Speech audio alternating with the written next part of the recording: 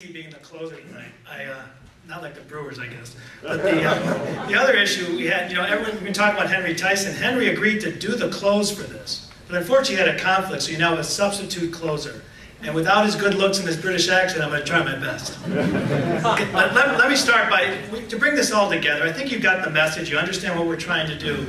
This is an example of what can be done. I'm going to show just it's a very short clip. It's 1 minute on what was done in Harlem by Jeffrey Canada, who's a very famous educator in Harlem, and has been on 60 Minutes and spoke in Milwaukee recently. He's a very inspiring person. What had happened in Central Harlem was failure became the norm. The schools were lousy, the health care was lousy, gangs were prevalent, violence was all over, families were falling apart. You can't raise children in a community like that. People had been talking about things, but not doing anything. I'm doing great. How about right here on 119th Street? If we could fix this block, then we could fix the next block, then we could fix the next block. We promised parents, if your child stays with us, I guarantee you that child is going to graduate from college. Failure is simply not an option. 60 to 70 to 80 to 97 blocks, which ends up being 10,000 children. We start with children from birth and stay with those children until they graduate. If you really want to have an impact that is large, you'll get there going one step at a time. There is no act that is too small to make a difference. And I don't know, some of you might have seen Jeffrey Canada. He spoke in Milwaukee at the Pfister just recently, and his concept of normal. And any one of you growing up must have known that you were going to have a role model, you were going to have a sort of sense of normalcy, which didn't exist in Harlem. There were no college graduates.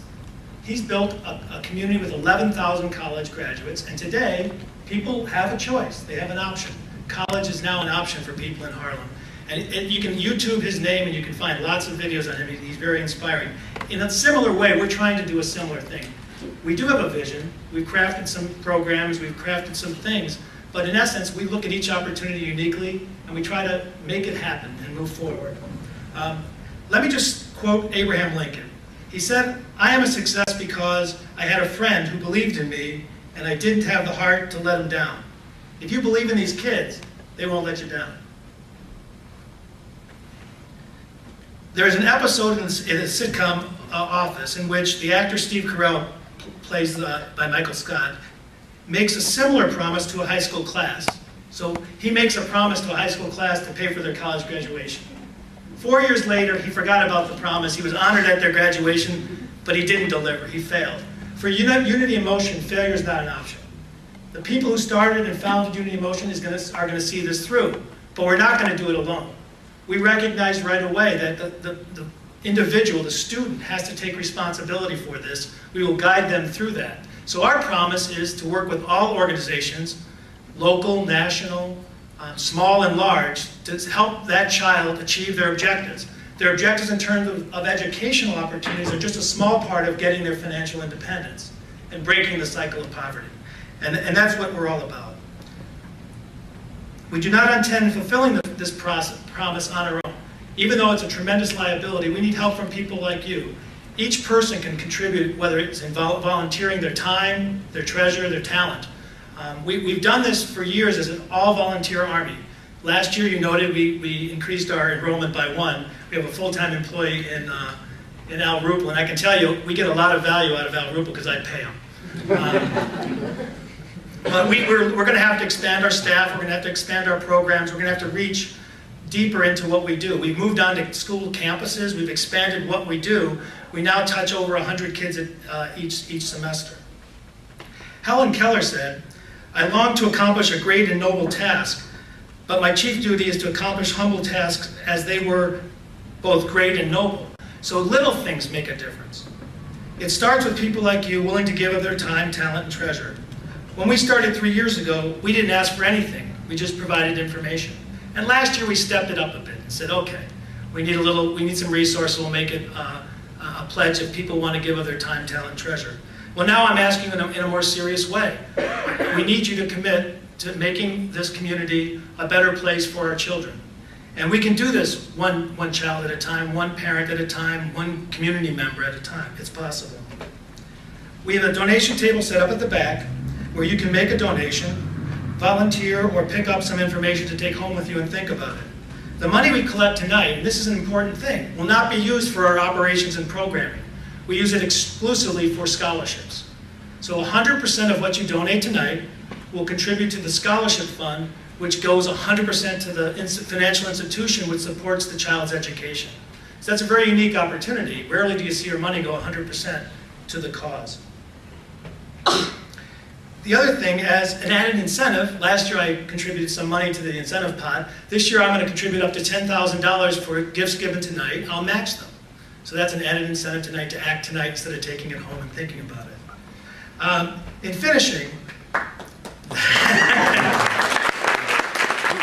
that's the easy part.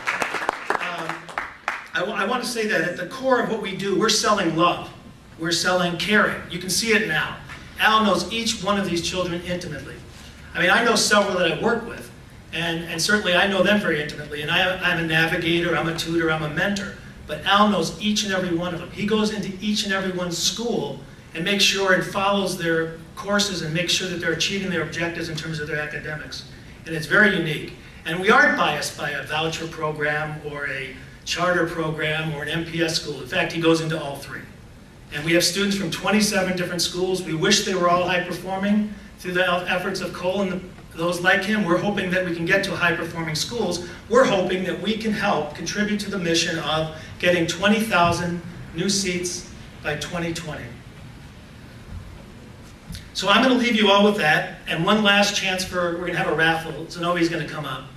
Because Jeffrey Cannon is featured in a video called Waiting for Superman. If you're lucky enough to win it today, view it and pass it on. If you're not, go out and buy it and watch it. It's actually a very interesting documentary on urban education.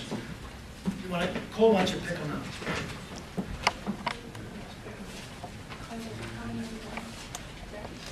There's four. Oh. Bill Hughes, that was a setup.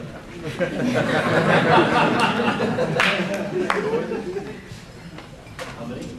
Four. Oh, can I pick it up later?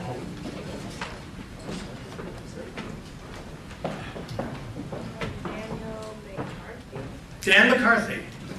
Lucky Dan.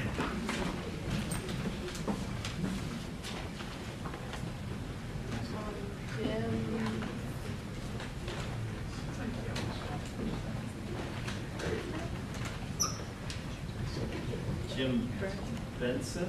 There you go. Benson, all right. Yeah.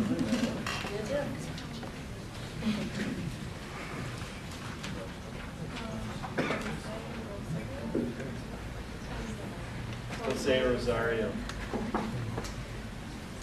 Thank you. I'm going to close the way I began, with the comment that if you look at the world differently, the world in which you are looking at can change, and you can be part of that change.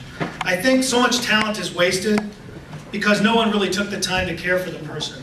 And that's what we're really selling here. Again, love and caring, looking at the world differently, not looking at it from the headlines and the negative part of what you see and the easy part, but looking at it from the other side, what you can do to contribute to make this a place that has educational opportunities for everyone so they can have the financial independence that many of you enjoy.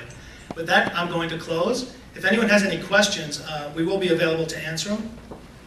I know we ran a little late, and I hate that. I always try to keep on time. Judy? Okay, we're good. Thank you all.